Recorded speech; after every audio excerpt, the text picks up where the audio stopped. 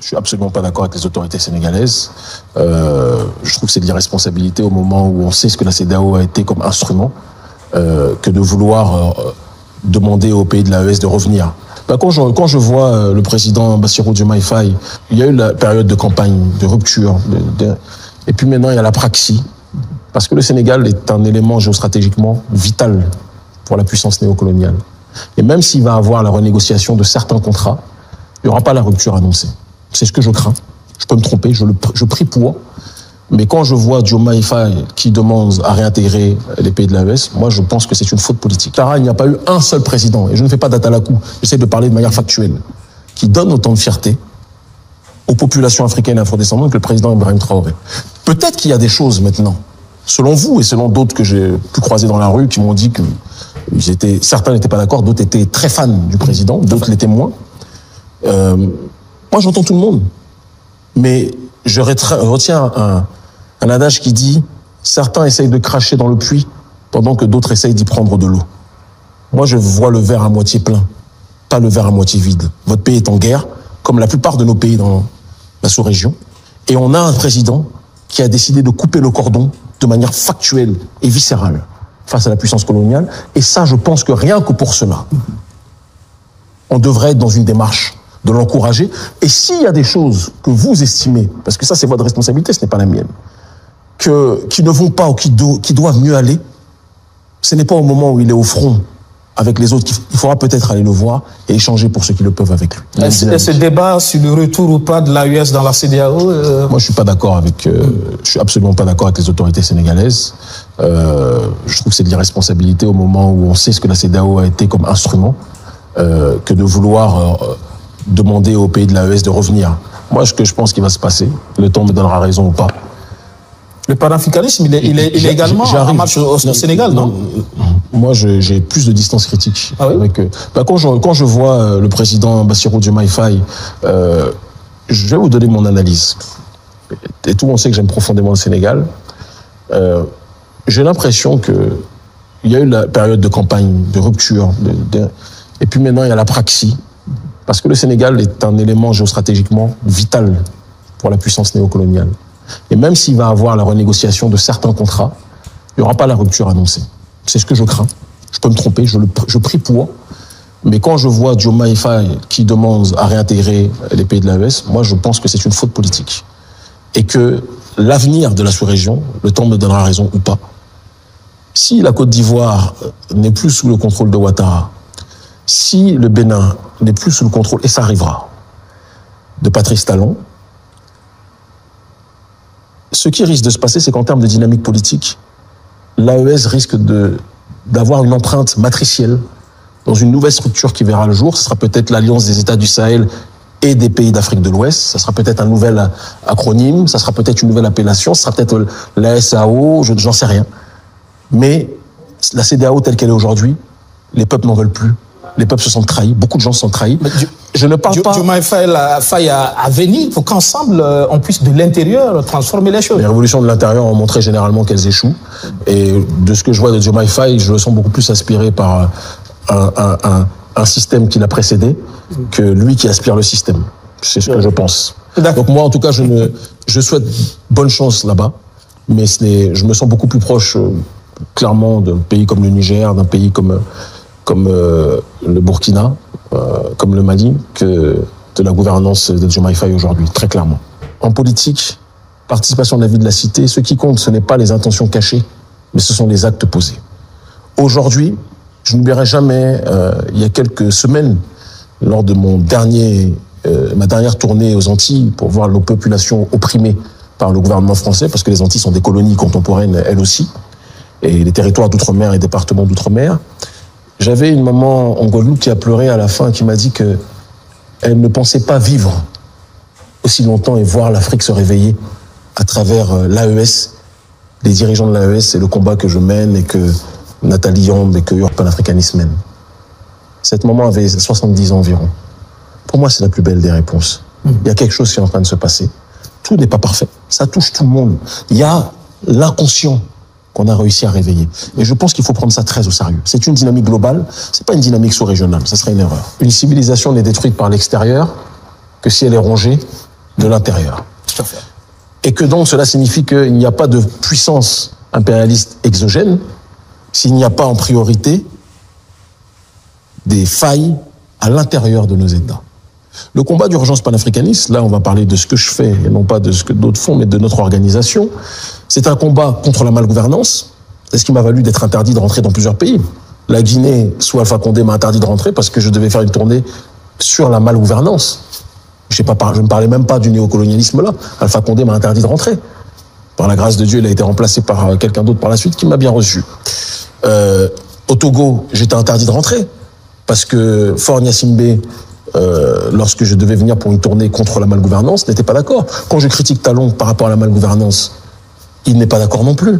Donc je ne fais pas partie de ceux qui pensent que le problème c'est juste là. C'est trop facile. Et dire que le problème c'est juste l'Occident, c'est reconnaître de manière implicite que l'Occident est supérieur à nous. Tout à fait. Et qu'on ne peut rien faire par rapport à lui. Donc ce n'est pas mon message. Mon message c'est de dire que si on est assez fort pour être unis, pour être solide, pour avoir une gouvernance beaucoup plus adaptée à nos réalités, une gouvernance adaptée à nos réalités endogènes, beaucoup plus de justice sociale, pas pour autant l'anarchie. Parce que nos peuples confondent parfois la liberté et l'anarchie. Il y a un juste milieu entre les deux. Et que cette justice sociale est en adéquation avec un principe de souveraineté, il y a le croisement entre l'horizontal et le vertical, on rentrera dans une dynamique où, quelles que soient les velléités extérieures, on ne pourra pas tomber. Là, nous sommes à une séquence historique où nos pays sont bousculés par un terrorisme qui a été engendré par des puissances néocoloniales identifiées. On a des dirigeants comme Patrice Talon qui pensent que c'est intéressant de nouer. Non, il faut être... Je le dis très clairement. Si quelqu'un vient assassiner une personne qui donnait beaucoup de force et qui stabilisait la sous-région, et que ces mêmes personnes qui viennent assassiner la personne qui stabilisait, qui protégeait la région, vient maintenant se présenter auprès de vous comme celui qui est le seul habilité à pouvoir pacifier le désordre qu'il a créé, mais qu'il n'ose même pas reconnaître, il faut vraiment être naïf au mieux, ou bête au pire, ou corrompu au pire des pires, pour accepter, pour trouver normal que l'on accepte de travailler avec ces entités responsables de la destruction, de la déstabilisation de nos États. Le gouvernement nigérien s'est battu pour que l'armée française parte. D'accord ? Ils se sont battus pour que le gouvernement, que l'armée américaine parte. Ils sont en train de partir. On a à côté une armée française qui se sent éconduite et vexée, d'accord, de cette expulsion, entre guillemets. On a le général Lecointre qui dit que les pays dans lesquels ils ont perdu leur influence, ils vont tout faire pour les récupérer, qu'ils n'hésiteront, c'est pas moi qui le dis, c'est un général de l'armée française, et qu'ils n'hésiteront sur aucun moyen, sur aucune forme de déstabilisation, pour reconnaître et réoccuper, recoloniser ce sont mes mots, mais réoccuper les espaces qu'ils ont perdus. Et donc, dans ce climat incendiaire, on a le président de mon pays qui, dans un contresens historique spectaculaire, au moment où nos populations et nos mouvements sont en train de risquer leur vie pour faire partir ces forces néocoloniales, identifiées comme telles par les 3/4 du Sud global. Je faisais partie des invités des BRICS en tant que structure citoyenne observatrice. Je faisais partie des invités d'honneur des BRICS en tant que président d'urgence panafricaniste. Tout le Sud global est fatigué de l'arrogance et du néocolonialisme de l'oligarchie occidentale. C'est pas le Niger, c'est pas un pays, c'est pas 3 pays qui sont en train de dire ça. C'est un constat général. Oui, mais est-ce que Talon agit en dehors d'un espace et j'y reviens. Qui a pris des décisions? Non. Les accords qu'il signe avec l'autorité française et avec les Américains, il n'y a aucun espace sous-régional qui l'impose de faire ça. Il faut qu'on dise la vérité. C'est pas vrai. Faure Gnassingbé, que je critique de manière viscérale, parce qu'en termes de malgouvernance, c'est un champion aussi, d'accord ? Et en termes d'accointance avec l'Occident, il a pendant longtemps montré ses preuves, même si j'ai l'impression qu'il a peut-être un sursaut d'orgueil ces dernières années, qu'il est en train de changer petit à petit sa démarche. Pas assez vite à mon goût, mais reconnaissons cette réalité. Même si beaucoup de choses ne vont pas dans le pays, il faut qu'on le dise. Mais Faure Gnassingbé, qui aurait pu être soumis aux mêmes réalités que Patrice Talon, a fait preuve de 10 fois plus d'intelligence que le président de mon pays. On peut le dire, d'intelligence politique en tant que telle. On peut le dire en étant froid et en étant critique des uns et des autres. Patrice Talon pense parce que je pense qu'il a véritablement un complexe politique, vis-à-vis de l'oligarchie française de 1.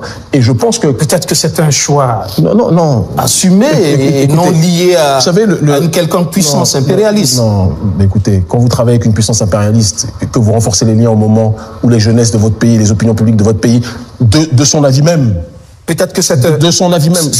juste des choix gagnant-gagnant, comme on le dit, pareil pour la Russie aujourd'hui. Ah bon, la Russie a le passé. Pourquoi ça semble un problème quand des États veulent avoir des relations avec l'ex-puissance coloniale? À l'ex-puissance coloniale, vous dites l'ex. Bizarrement, tous les observateurs, un minimum spécialistes, ne parlent pas d'ex-puissance, ils parlent de néocolonialisme. Donc ce n'est pas une ancienne puissance coloniale. Si c'était une ancienne, je dirais, on n'a pas besoin de rabâcher le passé. Si c'est une ancienne puissance et qu'il n'y a plus de passif néocolonial, qu'il n'y a plus d'occupation néocoloniale, qu'il n'y a plus de pillage de ressources, qu'il n'y a plus de France-Afrique, je dirais, comme vous le dites, l'ex-puissance coloniale, faisons table rase du passé et avançons. Sauf, cher ami, cher frère, qu'on n'est pas dans l'ex-puissance coloniale. On est dans une puissance coloniale actuelle. Et c'est pas moi qui ai inventé le terme de néocolonialisme. Même l'association Survie, association française à 100%, blanche, de peau, peut-être que ça rassurera certains, à 100%, dit qu'il y a juste pour terminer mon propos, qu'il y a un problème néocolonial viscéral au sein des élites françaises. Et donc, quand Patrice Talon noue des partenariats avec la puissance néocoloniale, c'est pas une ex-puissance, c'est avec la puissance néocoloniale d'aujourd'hui. Premier point. Et deuxième point, je finirai ma réponse par là, qui, je le reconnais, me soulage et me plaît un peu. Je ne bouderai pas mon plaisir. La puissance américaine aujourd'hui est considérée, je voyage un peu partout, aux quatre coins du monde, comme une des plus grandes puissances néocoloniales aussi. Pas simplement par les Africains, en Amérique du Sud, au Moyen-Orient, en Asie. Et je constate juste une chose, c'est que l'opinion publique africaine, on parle de démocratie, Demos Kratein, c'est pouvoir au peuple. L'opinion publique africaine est en train d'exprimer quelque chose.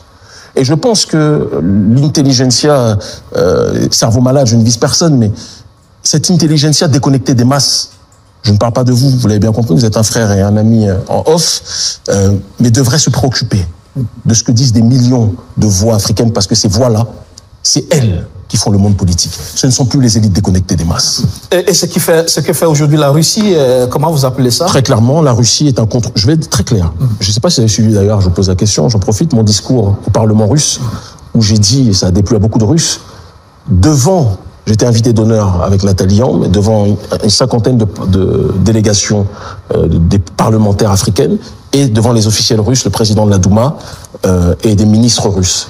J'ai dit que si la Russie, aujourd'hui que la Russie est devenue un partenaire dans cette guerre géostratégique entre les forces globalistes néolibérales et les forces souverainistes, il y a aujourd'hui une sorte de restructuration d'une bipolarisation du monde. Hier, c'était l'Ouest contre l'Est. Aujourd'hui, c'est les forces globalistes néolibérales occidentale ou proche de l'Occident, contre ceux qui résistent à cette hégémonie occidentale.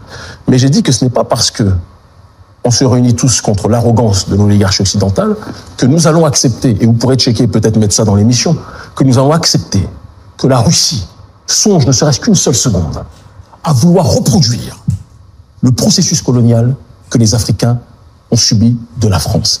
Et si les Russes font ça, la manière dont nous combattons la France, je suis l'une des rares voix, peut-être l'une des seules, à le dire, la manière dont nous combattons la France-Afrique, ça sera une manière même 2 fois pire que nous combattrons les autorités russes. Pour vous, je suis très clair dans ma démarche. Déjà partout où je vais, je me retrouve moi-même en modérateur, parce que quand je vois dans des manifestations les gens qui brandissent les drapeaux russes parmi les nôtres, je dis, brandir le drapeau russe, je ne trouve pas que ce soit intéressant. C'est mieux de brandir les drapeaux de notre pays. Et ce sont nos populations qui disent, on fait ça pour défier l'Occident. Pour l'instant, ce que fait la Russie est bonne pour nous. Ce n'est pas Kémy Séba qui le dit. Donc je pense qu'il faut interroger le peuple pour savoir pourquoi le peuple se sent aujourd'hui beaucoup plus proche, par exemple, de la Russie, ou de l'Iran, d'accord, ou de la Chine, quoi que je pense, par exemple, de la Chine, que des nations occidentales. Peut-être que les deals qui sont effectués sont des deals beaucoup plus gagnants que le contraire. On parlait tout à l'heure de contrats, de signature de conventions. Vous savez que le spécialiste français de l'uranium, Orano, va exploiter l'important gisement d'uranium d'Imouraren dans le nord du Niger. Les travaux justement préparatoires ont été lancés récemment, comme quoi la France est toujours au Niger. Il y a des choses que je ne peux pas dire là maintenant, sinon je risquerais de créer un incident avant qu'il soit créé par d'autres, mais que Orano ne se rassure pas trop. C'est tout ce que je peux vous dire. Que Orano ne se rassure pas trop parce que il y a ce qui est dit, ce qui se prépare et ce qui se fera. Ah ouais. Et En tout cas, vous semblez dans le secret des dieux.